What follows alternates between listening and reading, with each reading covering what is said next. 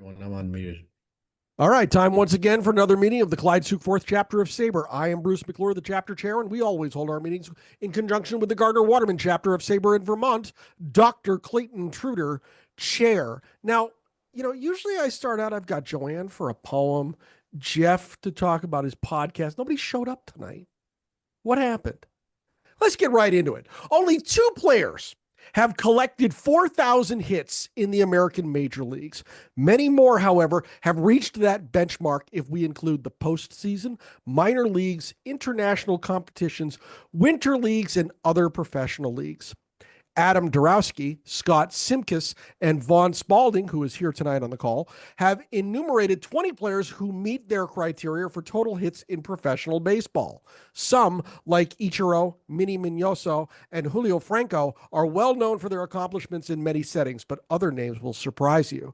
This version of the presentation is expanded to cover recent additions to the club and a bit more detail on the data being sought. SABR member Adam Darowski is the executive director of design for Sports Reference, the makers of Baseball Reference, Immaculate Grid, Stathead, and more. He created the Hall of Stats in 2012 and is currently focused on Negro Leagues and Latin American baseball research, not to mention players who've acquired over 4,000 hits. Adam Darowski, welcome to Northern New England, my friend. How are you this evening?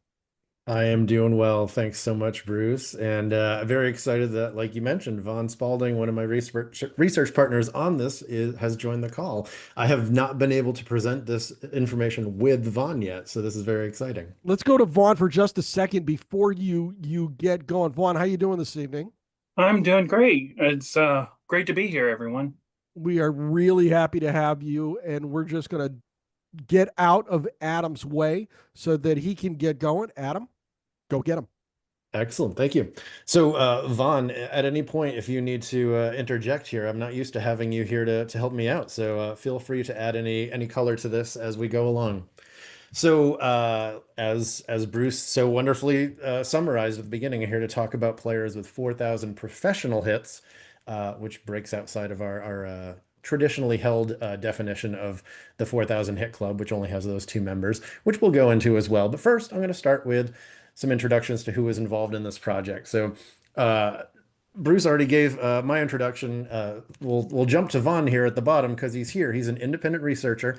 He's not a SABR member yet, but we're working on that. And as I kind of joked before the call here, he's like kind of working on legendary status before even joining here because he's been doing a lot of the heavy lifting here on this project. It's really impressive.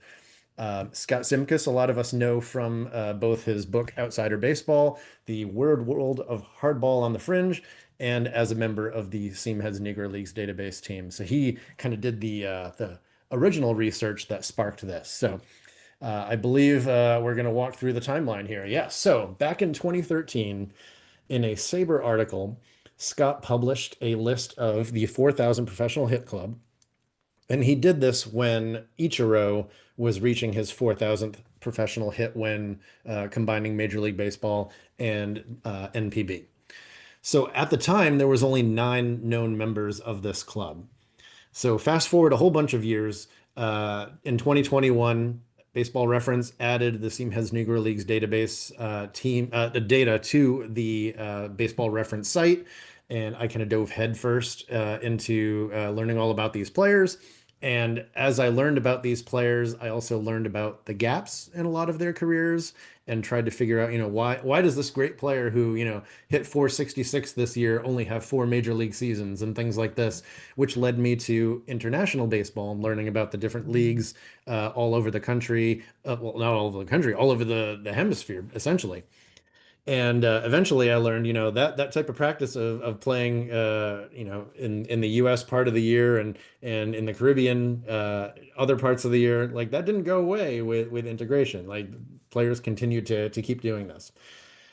In February of 2023, I started collecting some stats for a lot of Negro League players and post-integration players who played all over the place and kind of combined them into one resume and called them the Outsider Baseball All-Stars and started totaling stats for players like Minnie Miñoso and Julio Franco, but also some lesser known players like, Agapito Mayor or Juan Pizarro, who I previously mentioned, and even some players who never even saw major league action. No matter how you define it, actually, some of them didn't even play in the Negro leagues or the AL and NL.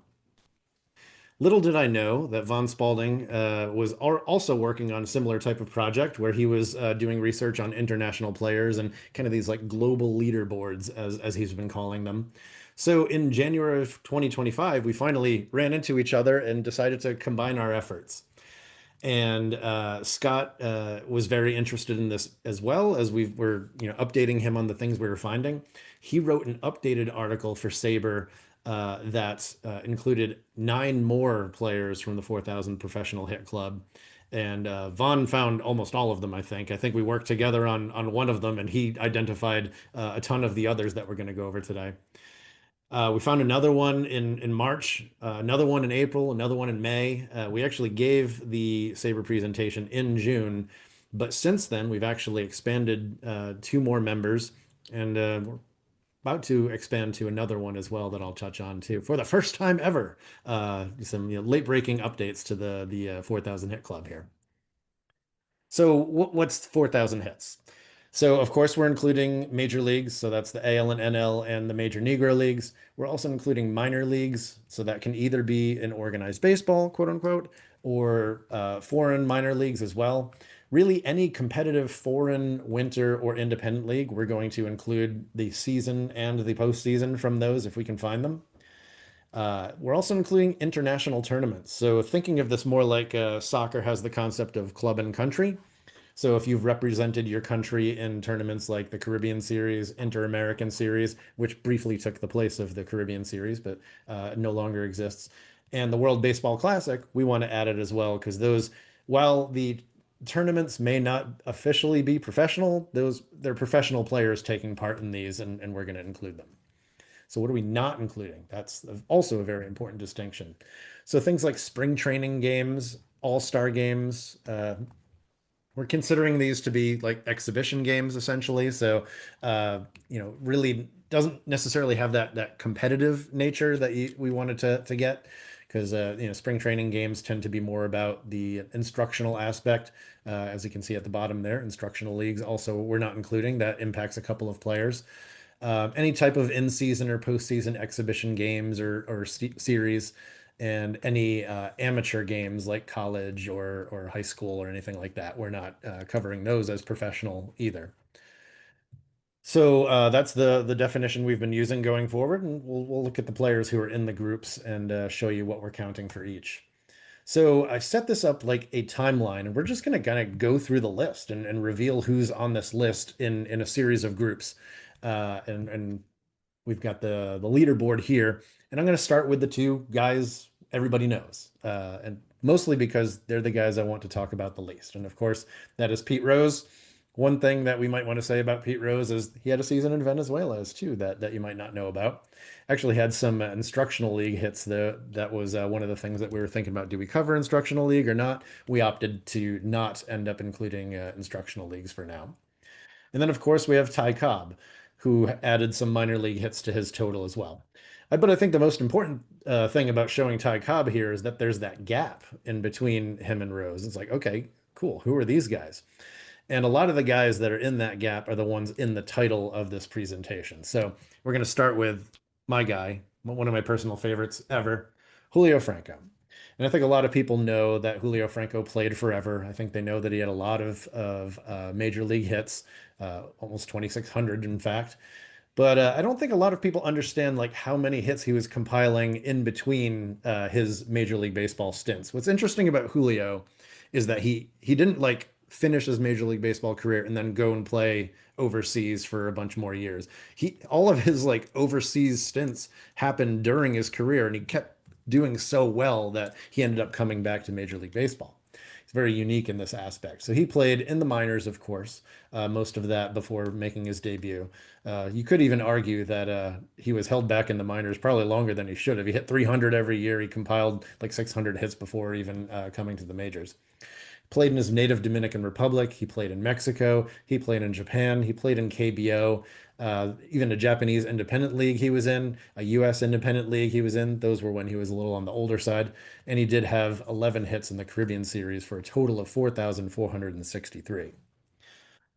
Ichiro, of course, AL and NL and Japan, but also he had some hits in the Japanese minors. He played in something called the Hawaiian Winter League, which Vaughn discovered. I was not aware of that, but he found 51 hits that he had there as well. Is this his Hawaiian Winter League card that you're pulling up right now on cue? I love it. And he had 24 hits in. It's not. Oh, it's not. Yeah. Okay. No, that requires a mortgage payment, which I do not. This is That a makes sense. 2001 Upper Deck rookie. And for those of you who didn't recognize, this is a 1980 TCMA, I believe. Correct me if I'm Yes. wrong. Very That's his cool, first yeah. picture on cardboard, as far as I remember. First one that I know about. Cool. Excellent. Thank you. Added the 24 WBC hits as well. So he's third on the list. So who else do we have? Another personal favorite, Minnie Miñoso. Played for so long that his years actually break out of the box there, as you can see. So nearly 2,000 hits in the AL and NL. We also have his Negro Leagues hits there as well. And those Negro Leagues hits are the major, with major teams versus other major teams. Another 839 hits in Cuba, which is a lot for the pre-1916 Cuban League. U.S. minors, quite a few. Mexican Winter League, Mexican minor leagues, more in the Caribbean Series, a few in the Dominican Republic, and he did play in the U.S. independent leagues, didn't collect a hit there, though. But he is fifth on the list.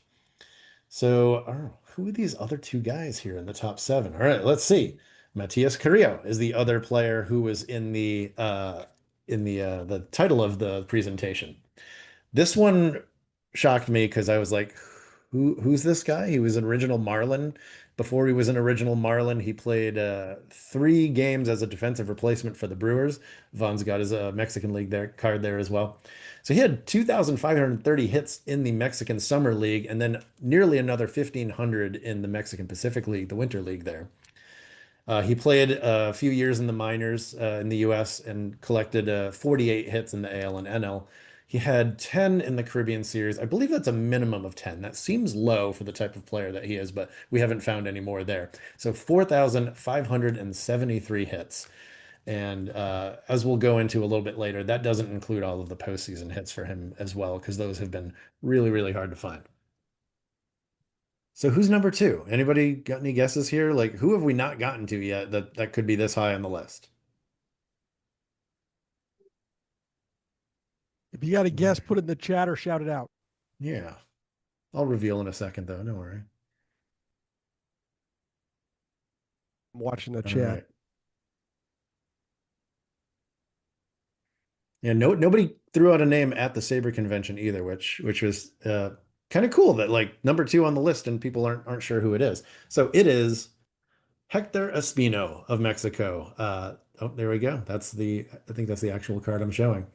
So 2,752 hits in Mexico, 1,824 in the Winter League, a few more in the minors.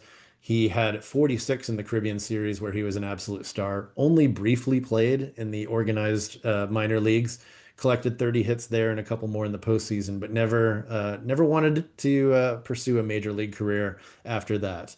4,794 hits. And we only have 1 season of postseason data for him in Mexico. So there's a lot more hits out there. I'm wondering if he's number one on the list when it's all said and done.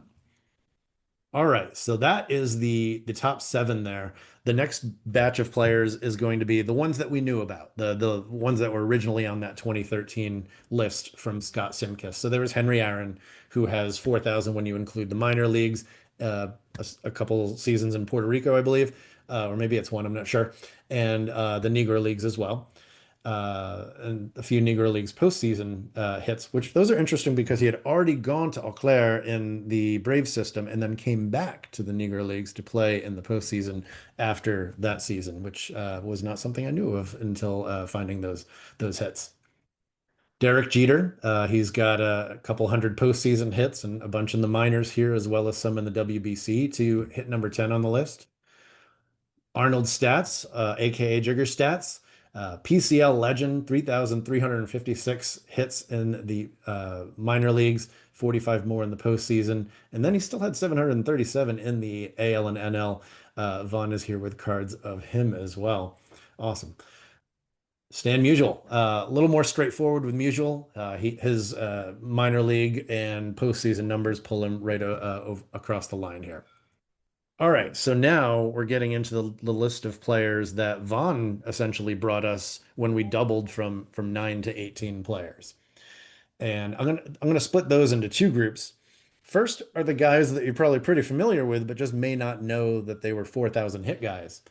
Cesar Tovar of Venezuela. So he had 1,500 plus hits in the major leagues. But if you look at the rest of his career here, over 1,200 in Venezuela, 128 in the postseason, over 1,000 in the U.S. minors, another 185 in Mexico, and then we had Caribbean Series and Inter-American Series hits here, 4,198. And I believe for the next player, we're sticking with Venezuela here. Yes, we've got Vic Davila, who passed away less than a couple years ago here. 1,500 hits in Venezuela, over 1,100 in the AL and NL, but he was in similar places as Cesar Tovar and similarly across the 4,000 hit threshold. Just two absolute legends in Venezuela. Sticking with Venezuela and a little bit more modern, Bobby Abreu is interesting to me because he walked so much that I was surprised that he got to 4,000 hits. Like the famous, Ted Williams didn't get to 3,000 hits because he walked so much. I'm surprised that Bobby Abreu got to 4,000. That's because he had 800 hits in the minors. He was in the minors for quite a while and producing quite a bit. Like almost all of those 800 hits are before he even got his initial call up. And then he had another 517 in Venezuela. And the Venezuelan postseason is interesting. There's a lot of rounds in the postseason. 203 hits there. That's more postseason hits than Derek Jeter has in the majors, but compared to just 517 in the Venezuelan regular season. So that's quite the ratio there. And he played in both the Caribbean Series and the WBC as well. All right. Next, we have Tony Perez. Not only did he collect a ton of hits in the AL and NL, but he also had a bunch in the minors before breaking through. And then he was a legend in Puerto Rico. He is a Hall of Famer there. 533 regular season hits and another 73 in the postseason. And I believe all of those Caribbean Series hits were representing Santurce in the Caribbean Series as well. Over 4,000 hits for Tony Perez as well. And then one of the most recent players to be added here, we didn't have Miguel Cabrera on our list until we started to include WBC hits, and that pushed him over the line. So, of course, a ton in the AL and NL. But again, in Venezuela, you could see 181 in the regular season, but then 157 in the postseason. I think what was happening there is he would join the seasons late because of the Major League Baseball season. I'm not positive if that's actually what happened, but I believe I've seen that with some other star players like that. Then, of course, some in the U.S. minors as well. So that is the players from the updated list that we know pretty well. There's a bunch of players who are less well known, and in some cases, I might be introducing some names to you, which made me very excited because I don't know if I knew any of these names before starting this research. So 4,330, we have Jesus Somers of Mexico. The only 3,000 hit man in the Mexican Summer League. He also had over 1,000 in the Mexican Winter League, and again, some in the Mexican Minors and a few in the Caribbean Series as well. So he's number 8 on this list. We have no postseason data for him at all yet. So this could be significantly higher. You'll notice that on the right, I don't have a card of him, just a photo, because I don't think he has any cards at all. Vaughn, yeah, go for it. Does he have He one? has two things on sort of on cardboard. One is a 78-79 Mexican Pacific Winter League sticker, which, sorry, my office is an absolute mess right now, which kind of looks like that. And then he's in the 1992 LMB set, which is pretty difficult to find. Hmm. And we'll just put it that way. Yeah, Mexican League cards and stickers in general are just absolutely brutal to find. If anyone finds a shoebox of them in Mexico, let me know. I ordered the whole set of the stickers just for the Hector Espino. Oh, wow. Well, Hector Espino and Saul Soto and some Ramon Arano and a bunch of other guys, but really I wanted the Espino. And so I'm like, I guess I got to order this whole set. Got to do what you got to do. Love the Ramon Arano. We might have a Ramon Arano reference later. All right. So Jesus Summers actually is the son of Lonnie Summers, who was in the Negro Leagues. He was an East-West All-Star, I think 3 or 4 times, and then went to play in Mexico after his career. And that's where Jesus was born and became a legend in Mexican baseball. Going back to Venezuela, we have Teolindo Acosta. I don't know, I just love this guy for some reason. He was a Cardinals farmhand in his 20s and then only made it to AAA speedster. He actually has one of the best career batting averages on this entire list. I think he's number 5 or 6 on the list. Uh, Played a bunch in the minors in his 20s, and then he went to Mexico in his 30s. So he had over 1,300 hits in each, all the while playing at home in Venezuela, nearly 1,300 hits there as well. And he also had a few in the Dominican Republic that we only caught wind of a couple weeks ago and added to the list here. Nelson Barrera. If Hector Espino is the Babe Ruth of Mexico, then Nelson Barrera is the Lou Gehrig. Nearly 3,000 hits, more than Espino. Oh, look at that. It's the card that I actually have on there. But he also had over 600 home runs in his professional career as well. Not many players can boast a total like that. 842 Winter League, 233 in the minors. I also want to use Nelson Barrera to show some of the challenges that we have with the data. Someone has reached out to us letting us know that he had 153 postseason hits in the LMB, so that's the Summer League, and at least 140 in the LMP, the Pacific League. All the stats that we're counting in these tables, we have like full season stats. So we have hits, at bats, and in some cases, home runs, doubles, all the other stuff, at least hits and at bats.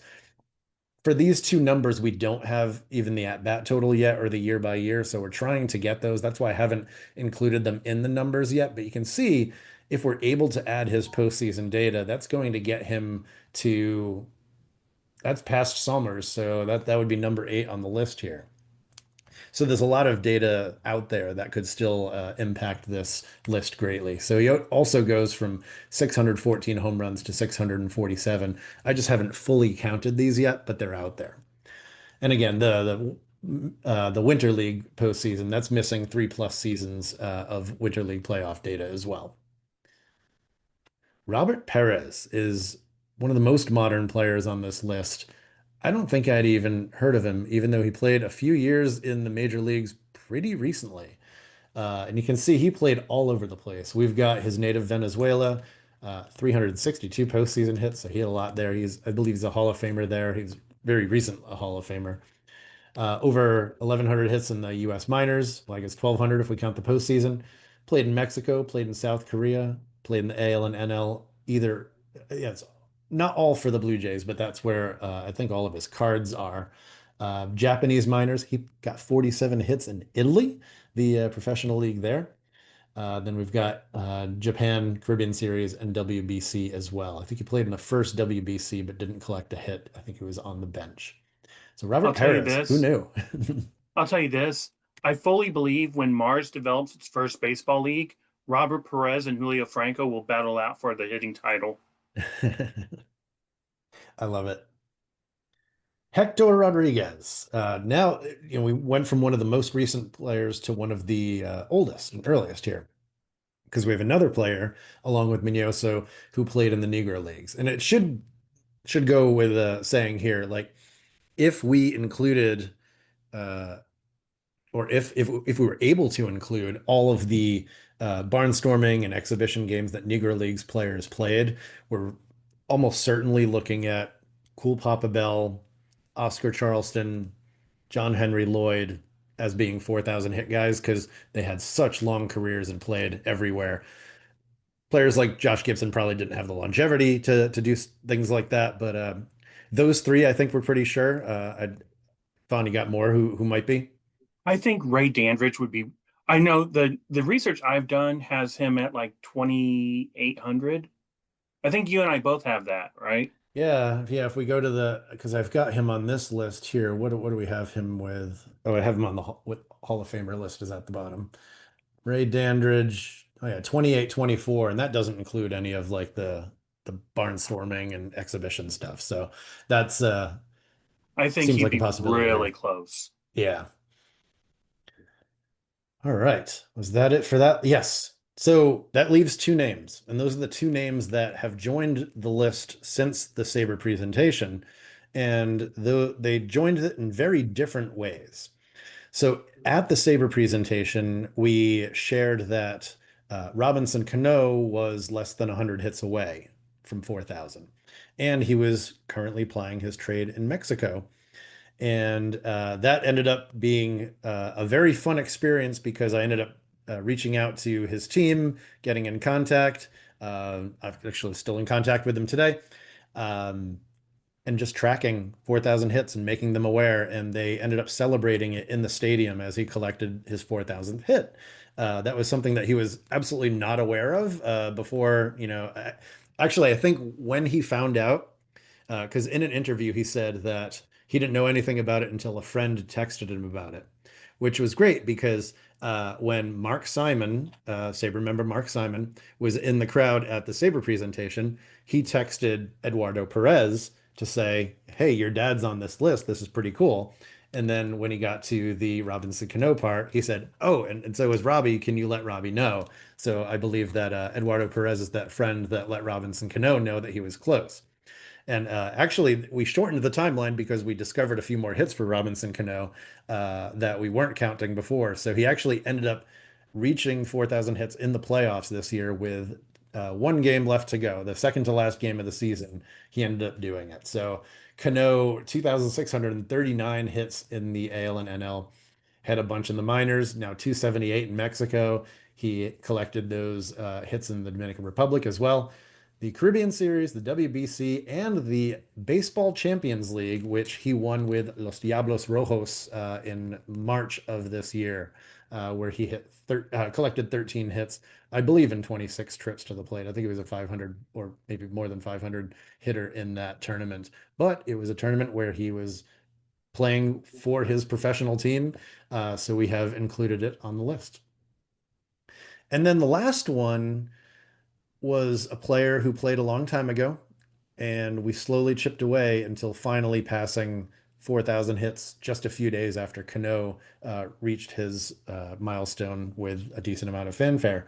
And that is Vinicio Garcia, aka Chico Garcia, who played with the original Baltimore Orioles in 1954. So he collected over 1,600 hits in Mexico, a ton in the US minor leagues, a bunch in the Mexican winter leagues, a bunch in Cuba, only 7 in the AL and NL. We know that he played in the Mexican minor leagues, and we have some data for those seasons, but not all. We know that he played in one of the early Inter-American series, but we don't have the data for that. What was interesting about this one is there were two seasons that were out there that we knew combined, he certainly passed 4,000 hits if we could just find the data because we knew like he hit like 260 and like led the league in batting led the league in at bats. So we're like, oh, he's got to have a good number of hits then. And but we weren't able to collect those seasons. We're still looking for them, but in the meantime, somebody brought data to us of some Mexican minor league seasons for him. Oh no, it was additional Mexican Winter League seasons for him early in his career that weren't in any of the other almanacs we were looking at that flew him past the 4,000 hit mark. So those two seasons that we've been trying to get numbers for, we still don't have them, but it turns out we didn't need them because other data came through. But that just shows there's more data out there. So all of these numbers should be seen as a minimum. Although with like Cano, I'm pretty sure we got all of his hits. That would be a bummer if we found a couple more and we celebrated the wrong hit. But hey, it happened to Pete Rose. So who's next? Right, currently at 3,999 for Luis Polonia. He had a bunch in AL and NL, but also Dominican Republic. 485 hits in the postseason there. That's wild. The U.S. minors, Mexico, Caribbean Series, and WBC. And you can see here there these are thanks to Luis Gozo. He sent us some newspaper articles that reference these hits. So we know there's more than 4,000, but like we said, we don't have the corresponding at bats. So I haven't fully integrated them into the data yet, but we know Luis Polonia had 4,000 hits.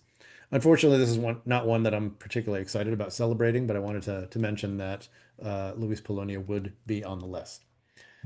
So there are some others here with 3,800 plus. Tris Speaker is only 13 hits away, but we're pretty sure we've got all of the hits. So he's probably not a 4,000 hit guy, but never know. Jose Cruz is at 39.38 right now. He's a fun one because his even includes the Senior Professional League, which many of you may remember players who were in post major league careers would join that league as well. And we debated, do we count that? And I'm like, literally says Senior Professional League in the title, so I think we got to include it. So if you don't think that's a legit league, you can subtract 77 hits for Cruz there. So he's number one among players from Puerto Rico. Then we've got Jake Beckley, Juan Navarrete, not positive how to say that yet. He's actually a coach still in the athletic system. I have no idea if he knows how close he is. Maybe he'd make a comeback if somebody let him know. But again, we don't have any postseason data for him as far as I know, Vaughn. So if we find Mexican postseason data, he could be in there. Alonso Tellez, who is on the list there as well. Somebody's telling me Cruz had 100. All right, okay, 109 in the Senior Professional Baseball League. Okay, we got to add more. 29 with Daytona Beach. All right, Chuck, thank you very much. I'm going to follow up to see if we can kind of get the full season stats for those. We were just working off of the 4 senior league cards that he has that show just that one season on the back, but very exciting that he had more there. Awesome. So that's going to get him. Oh gosh, he's within 50 now. So we got to tell him so he can make a comeback. I mean, come on. He's still looking great. I think he could come back and do it. While we're at it, let's get Dennis Martinez to get 1/3 of an inning more so he can get 4,000 for his career. I'm all about this. I'm going to start my own league just to do this. You can see Ricky Henderson here, 39.14. Sam Crawford over 3,900 as well. Then you see some names that you're probably very excited to see. Eddie Murray, Wade Boggs, Carl Yastrzemski, Cal Ripken. They're all over 3,800 as well. I included Rod Carew here because he's the top player from Panama on the list here with 3,544. Although I don't know if he actually played in the Panamanian League, which is another that we cannot find much data for at all. But he may not have actually played there. In terms of active leaders, I knew Jose Altuve and Freddie Freeman had recently passed 3,000 hits, so they've still got a ways to go. So Vaughn shared a spreadsheet with me, like literally 2 days ago, and Agustin Murillo was on this list, and I'm like, who the heck is Agustin Murillo? 3,614 hits, and I click on, he's still active. So this surprised me. He's 43 years old. He's from Mexico, playing in Mexico.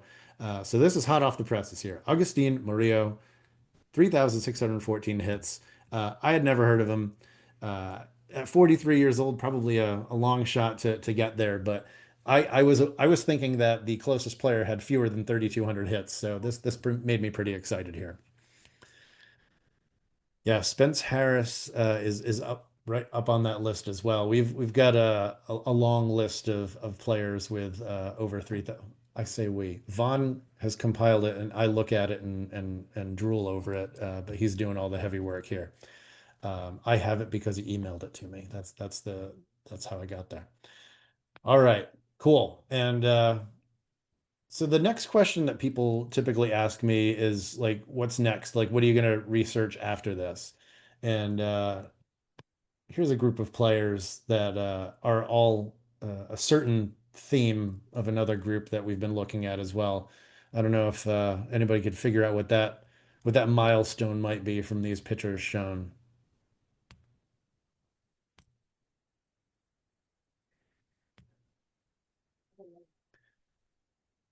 these are all members of the 400 Professional Win Club. Some of them I was very well aware of. Some of them I had never heard of, like Jose Pena. Yeah, these guys are 400. The 300 is a huge group as well. Just like the 3000 hit club, if when you're looking at professional hits, is a lot bigger than you probably think it is. Like Marco Scutero has 3000 professional hits. I had no idea that a guy like Marco Scutero has 3000 professional hits. Vaughn, I don't know if there's any other names on that 3000 hit club you want to throw out there as well, because it goes deep. Oh, yeah, I've actually got the spreadsheet up here in front of me. Bud Clancy, Carl Tuffy Rhodes, Chicago Cubs opening day legend, played in Japan, played here and there. Frank Ping Bodie, who beat an ostrich in a pasta eating contest. That's the one thing I will somehow never forget about him. Let's see here. Rabbit Marinville got there. Dave Roberts, one of my favorite, not the Dave Roberts who won a World Series this year. The Dave Roberts from Panama is one of my pet projects in this. Golly, if we could find rest of the data on him, he's an all-time great. We'll just leave it at that. Awesome. Yeah, and even guys like Tony Fernandez is one that I hadn't considered that would be on the list. He's well above it. It's funny, like right above 3000 is Ted Williams when you count minor league and everything else. Right below is Babe Ruth. Didn't quite get there. Of course, if you included all of his barnstorming tours, I'm sure he'd get there as well. So yeah, 400 wins is one that I've been digging into as well. Vaughn is really just attacking uh leaderboards internationally as a whole. So he's got 600 home run club, 500 home run club. Uh, I even saw you had like a strikeout list for hitters, not even for pitchers. Uh, who on this list of pitchers do you think has the most strikeouts?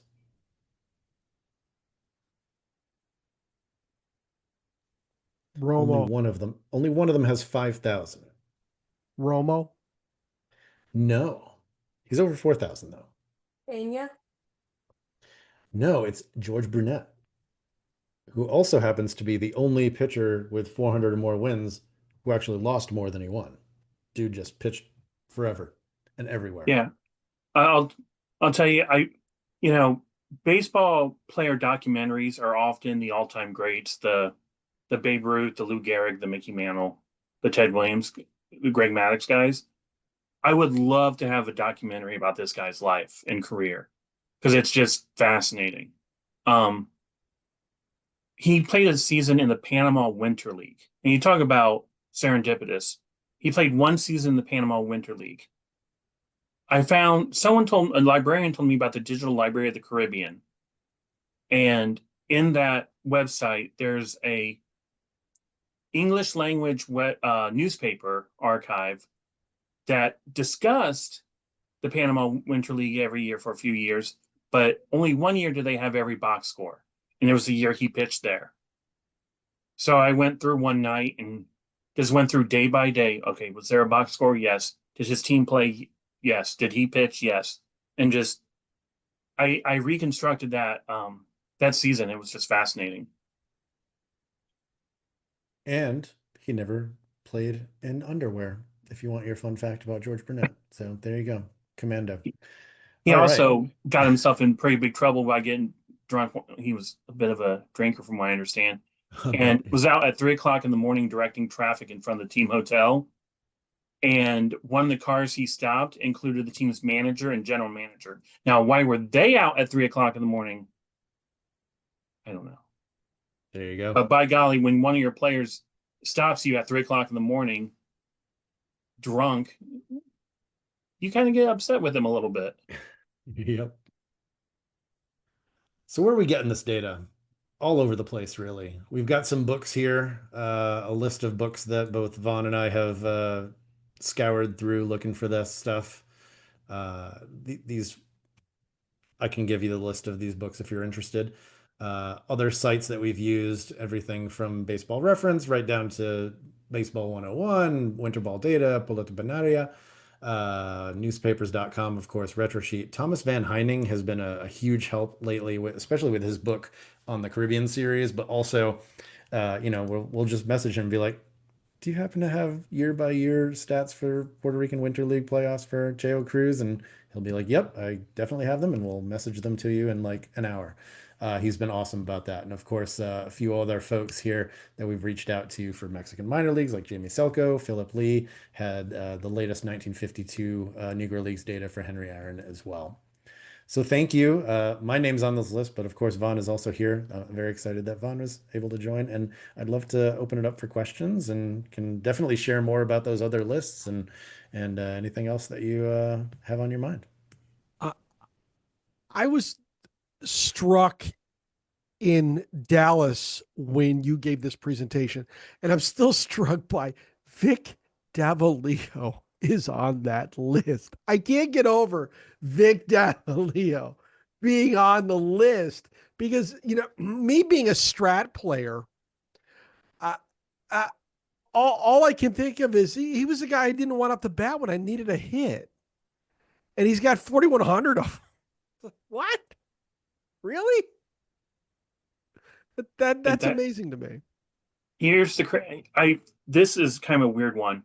I found out about him fairly early on in my research, and I had him in the 3,800 range, and I was posting about it on Net 54, and some guy I think messaged me and said, "Hey, he's got over 4,000," and I basically said, "Really? Where?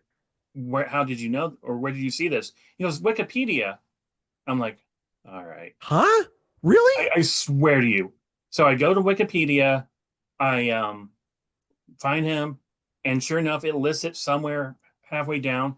And there's a footnote with Viticio Albate, which is the ebook that had just about everything on his career.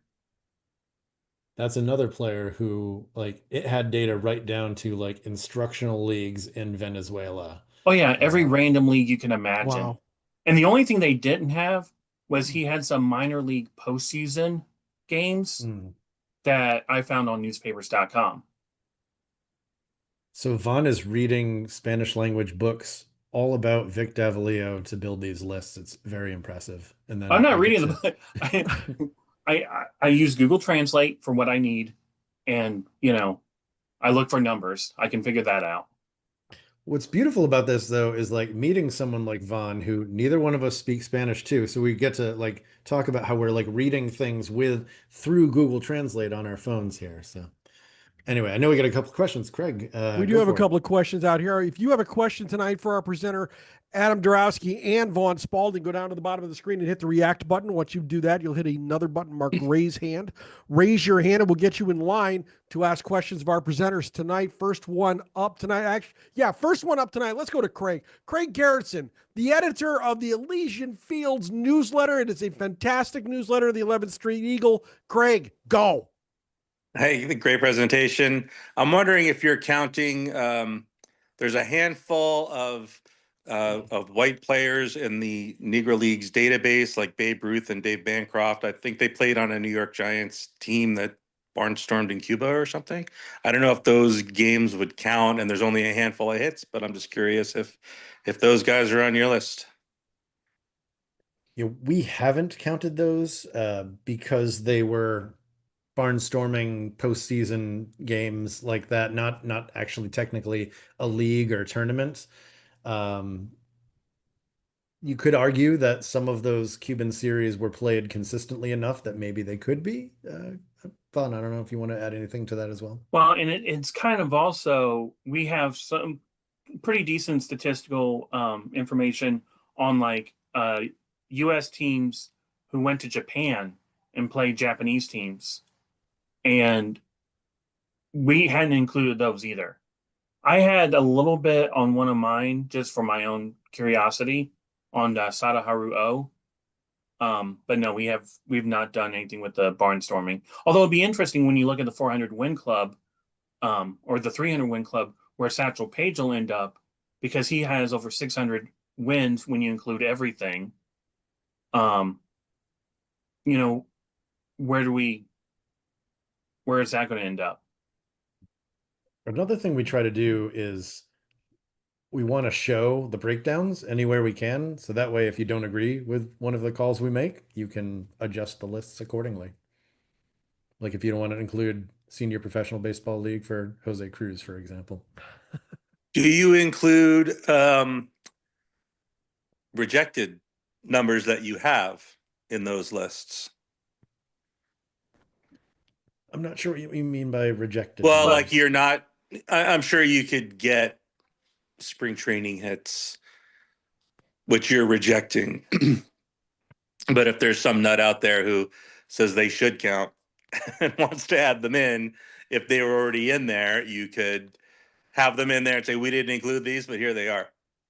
Yeah, that's a good question. I actually haven't done that for the 4,000 guys, but I do have like this dashboard of 3,500 hit guys. Fonz is much more impressive than mine. And I have like an other column. I guess I don't have any down here right now, but I had been including some for some players. I think I forget who it was that might have had some that weren't included. But that's something that we could do as well is add things like, you know, Spring Cano training. had like over 200 in spring training. Include that. Old Timers Day games. If we do Old Timers Day, we have stuff. We have to include the home run Luke Appling hit Oh yeah. in Yes. DC in 1984. I remember that. Like it A was VHS yesterday. copy yes. of the 50 greatest home runs of all time taught me about that one when I was 12 years old. All right. Next up is elite SABR researcher and former colleague and personal friend of mine, Alan Cohen. Alan, my friend, how are you this evening? Push the unmute button, my guy. There you we go. Okay, Adam, talking about Hank Aaron, you mentioned postseason in 1952, that he had 11 hits. Okay, I'll have to check with Phil Lee on that. I'll assume, did you get all of Hank Aaron's 52 stuff from Phil, or do you have some of your own? I got the regular season from him. Let's see. Oh, wait, I have missed. So 1952 postseason. I believe I flagged where those hits came from. Did I? Come on. No, apparently I did not. So he had at least 11 hits here. You can see like a 647 batting average here. So I picked them out of, I only had a few box scores. We had next to when I did my stuff on Aaron, I had him with 8 hits in the postseason. But the thing about that particular postseason is, should you count it? Because it really wasn't a postseason as anybody here would define it. It really was a barnstorming exhibition series it was 18 games between the Clowns and the Birmingham Black Barons. They had done away with the Negro League World Series as such, the last one of them being in 1949. Mhm. So that's a question I have.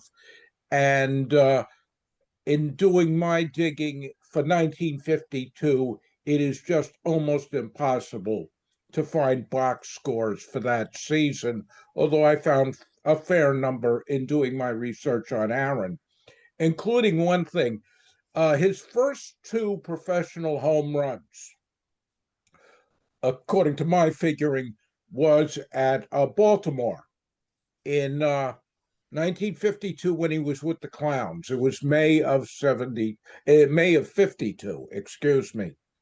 Interestingly enough, he didn't have another home run at Memorial Stadium in Baltimore until 1976, which I think is the longest gap between home runs at the same ballpark for a given player, because obviously he played his career in the National League until he finished up with the Brewers.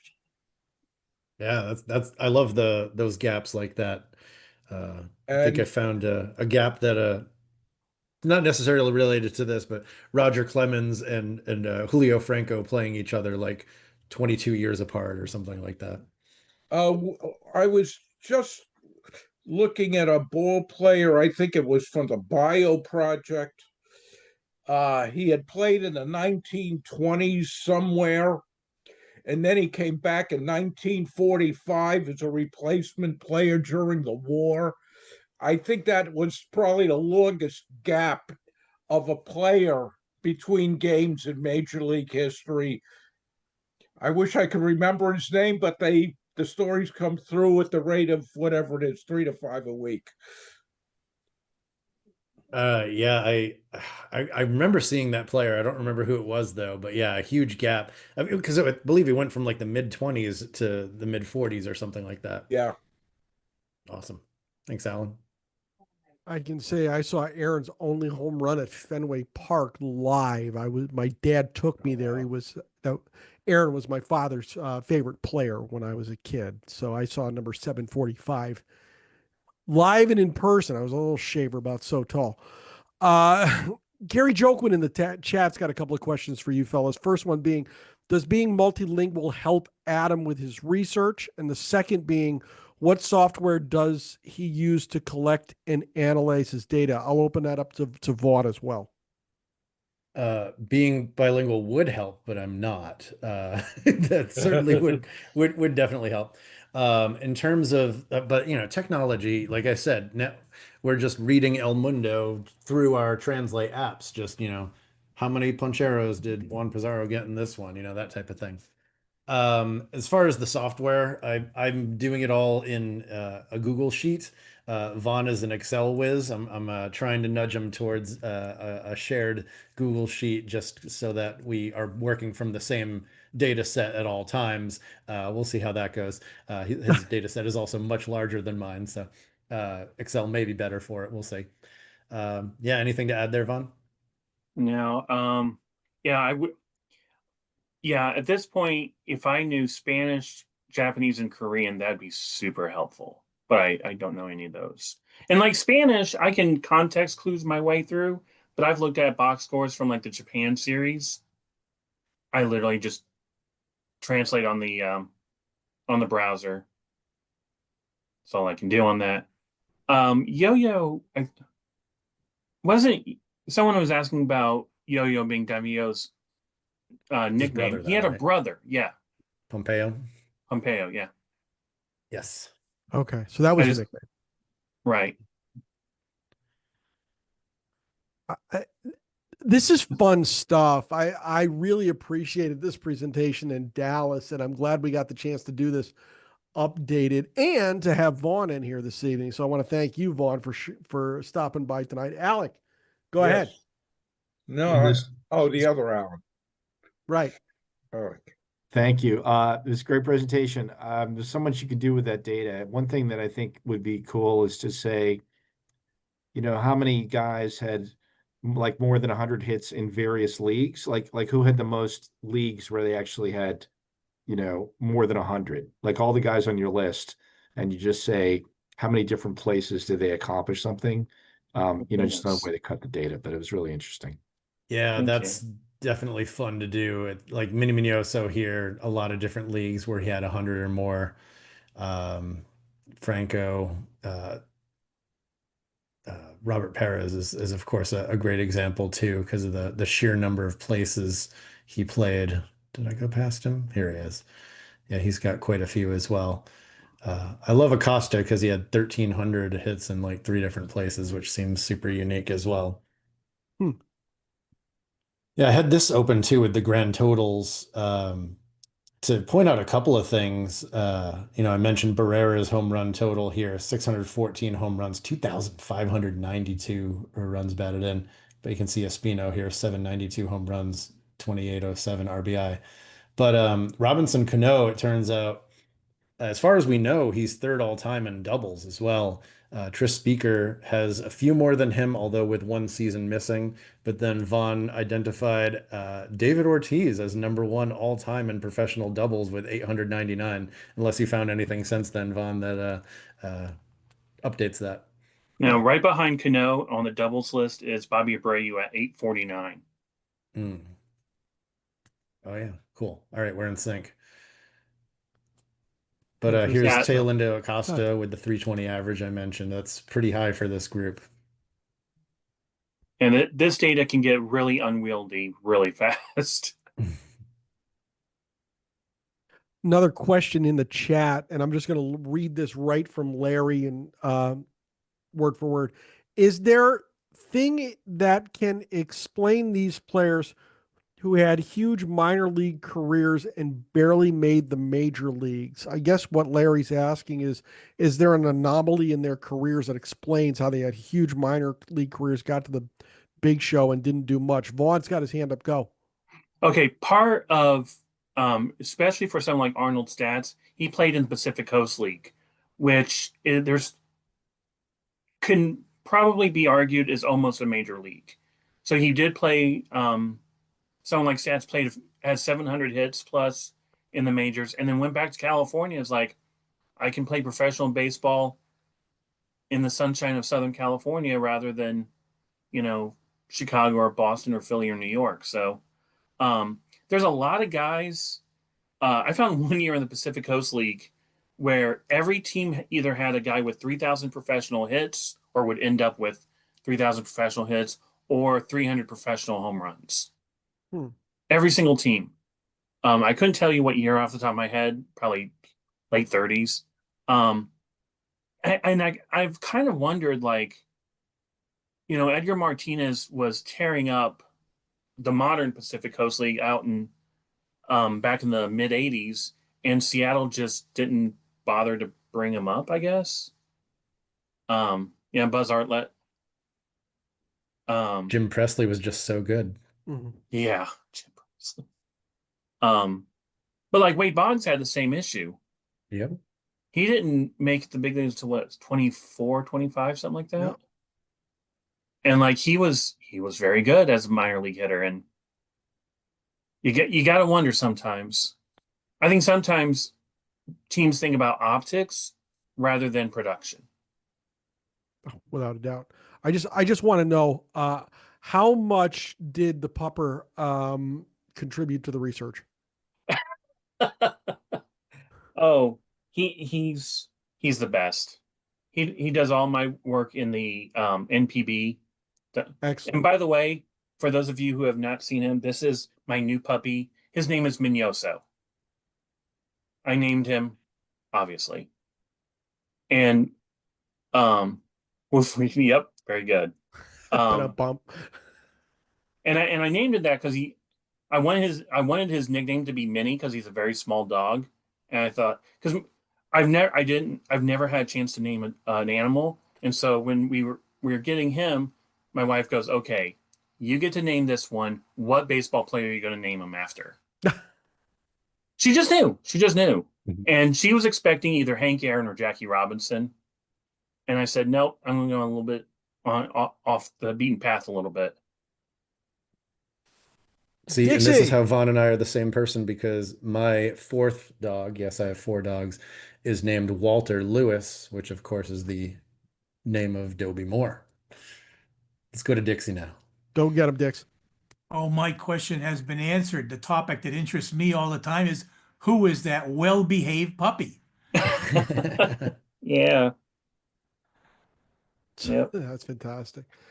Gus wants it known that there is no truth to the rumor that he was named after Gus Schmelz from the late 1800s.